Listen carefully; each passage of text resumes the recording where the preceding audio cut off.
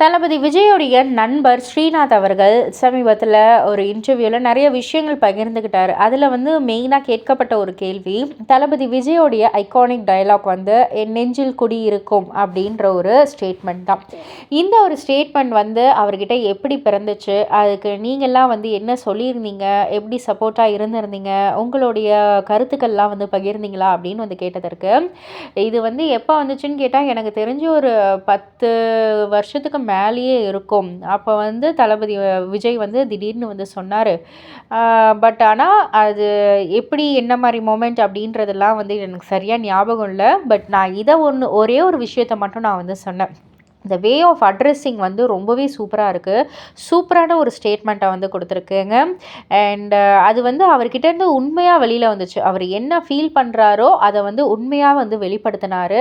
So அதனால தான் வந்து ரசிகர்கள் மத்தியில அந்த ஒரு வரவேற்பு கிடைக்குது அப்படின்ற மாரி வந்து சொல்லியிருந்தாங்க. இத பத்தி நீங்க என்ன நினைக்கிறீங்க? உங்களுடைய கருத்து என்ன? அப்படின்றத கீழ உள்ள கமெண்ட் பாக்ஸ்ல குறிப்பிட்டு சொல்லுங்க.